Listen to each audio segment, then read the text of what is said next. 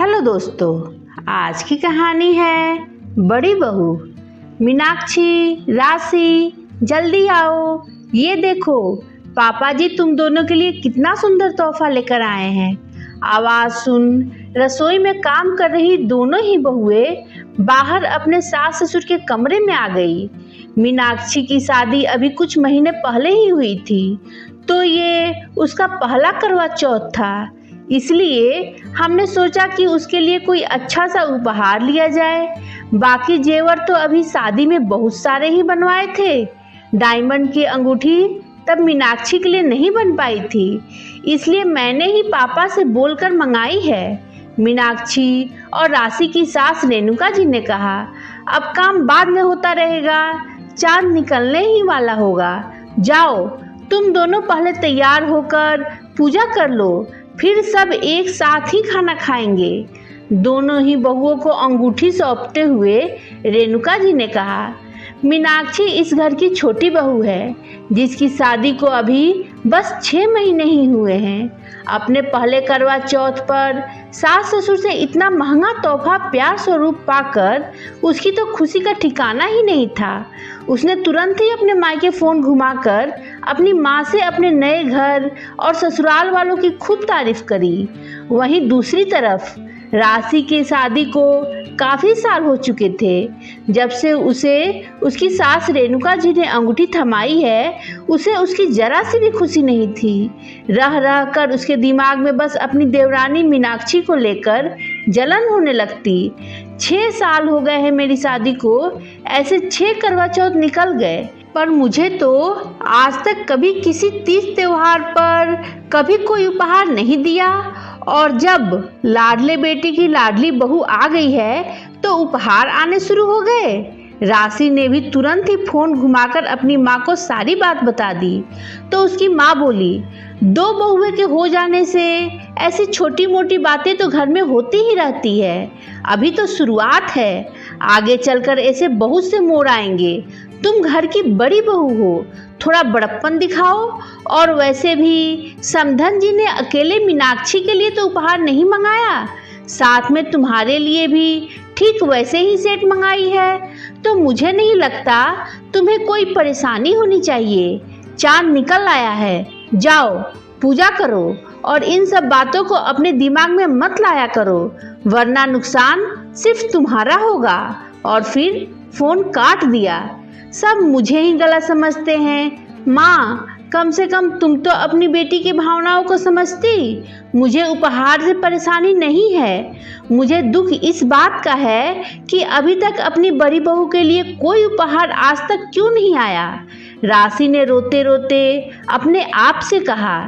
तभी मीनाक्षी की आवाज़ आई, भाभी अभी तक तैयार नहीं हुई, चांद निकल आया है, जल्दी कीजिए, सब लोग आपका बाहर इंतजार कर रहे हैं। राशि जल्दी से तैयार होकर बाहर गई, पूजा किया, व्रत तोड़ा।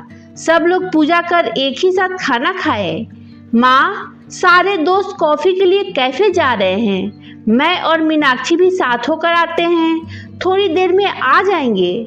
छोटे बेटे मोहित अपनी माँ रेणुका जी से बोला। सब समझती हूँ मैं, सारे दोस्त जा रहे हैं या तू अपनी पत्नी को कहीं ले जाना चाहता है। रेणुका जी हंसते हुए कही, जल्दी घर आना और बहू से बोलना सारे जेवर उतार कर जाए, क्योंकि जमाना सही नहीं है और आने में रात भी हो जाएगी।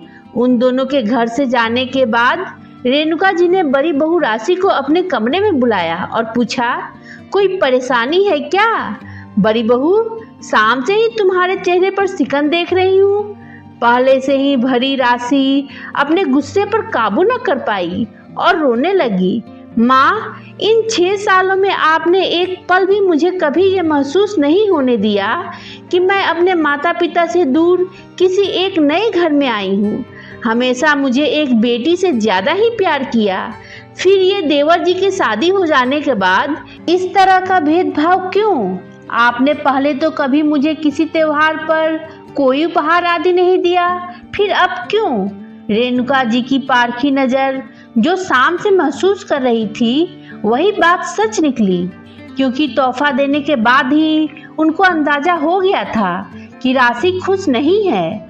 उन्होंने राशि को अपने पास बिठाया और कहा, मैंने कभी भी अपने दोनों बच्चों में अंतर नहीं किया, तो फिर उनकी पत्नियों में क्यों करूंगी।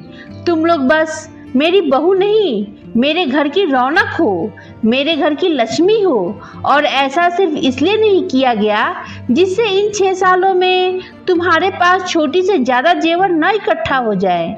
जो भी हो, तुम दोनों के पास बराबर ही रहे। माता पिता कभी अपने बच्चों में भेदभाव नहीं करते।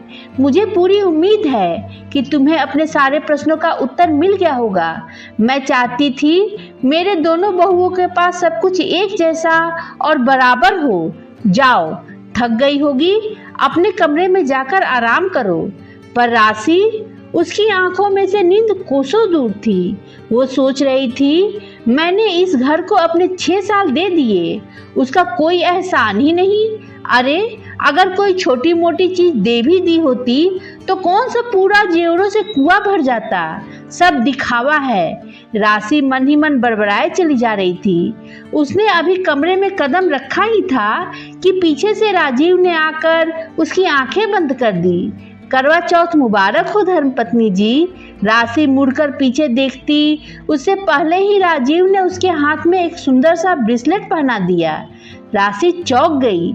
ये तो, इससे पहले वो कुछ बोल पाती, राजीव ने बोलना शुरू किया। हाँ, यह वही ब्रेसलेट है जो तुम्हें मोहित की शादी के जेवरों की खरीदारी करते समय बहुत पसंद आई थी। तभी माँ ने इसे तुम्हारे लिए खरीद लिया था और किसी मौके पर देने के लिए रख लिया था। आज मौका भी है, दस्तूर भी, क्योंकि आज से अच्छा दिन तो हो ही नहीं सकता। आपका पसंदीदा तोहफा हाजिर है। राजीव ने घुटने पर बैठकर अपने हाथ को राशि की तरफ बढ़ाते हुए कहा। राशि की आंखों में से आंसू बहने लगे। मुझे माफ कर दीजिए राजीव, मुझसे बहुत बड़ी भूल हो गई। मैंने माँ पापा को कितना गलत समझ लिया।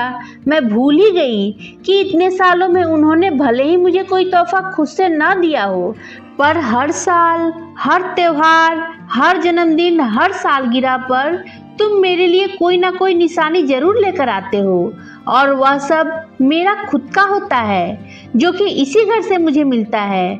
मैंने माँ से कितने रूखे अंदाज में बात की है, मेरे बारे में क्या सोच रही होंगी। राशि ने रोते हुए कहा, उसकी चिंता तुम्हें करने की कोई जरूरत नहीं है। माँ अपनी बड़ी बहू को खुद से भी ज्यादा अच्छे से पहचानती है और वह खुद भी इस दौर से गुजर चुकी है, तो उनसे ज्यादा इन सब बातों को इतने अच्छे से कोई नहीं समझ सकता। राजीव ने राशि की आंखों से लुढ़क आए आंसुओं को पोंछते हुए कहा, तुम ज्यादा परेशान ना हो, मुझे इस बार आइसक्रीम खिलाने नहीं ले चलेंगे मिस्टर हस्बैंड। राशि ने हंसते हुए कहा, जी, बंदा तो कब से आपकी खिदमत में हाजिर है। दोनों एक साथ मुस्कुराए और घर से निकल गए। सुबह सब कामों से फुर्सत के बाद जब राशि ने देखा सासू माँ अकेले हैं अपने कमरे में, तो उनके पास गई और बोली, माँ, मुझे माफ कर दें, मैंने आपको कितना गलत समझा, आपसे गुस्से में बात की। रेणुका जी ने राशि का हाथ अपने हाथ में लेते हुए बोला, मुझे पता है मेरी बेटी का दिल बहुत साफ है, वो अपनी माँ से कभी नाराज नहीं हो सकती। राशि ने रेणुका जी को खींचकर गले लगा लिया। दोनों सास बहू मुस्कुरा दी। दोस्तों, ये एक नहीं, शायद हर संयुक्त परिवार की कहानी है। अगर घर के बड़े सही हो तो कभी रिश्तों के बीच किसी भी प्रकार की अनबन होने की संभावना ही नहीं होती। साथ साथ बहुओं का भी फर्ज है वो घर में एक दूसरे को समझे, छोटी छोटी बातों पर चिकचिक ना करे, क्योंकि थोड़ी बहुत बातें तो हर जगह होती है, बस उसको बढ़ाए नहीं, समय और हालात को समझे। दोस्तों, इस कहानी के बारे में अपने विचार कमेंट कर बताएं। कहानी पसंद आई हो तो लाइक शेयर करें। मेरे चैनल को अगर सब्सक्राइब ना किया हो तो प्लीज़ सब्सक्राइब करें। धन्यवाद दोस्तों।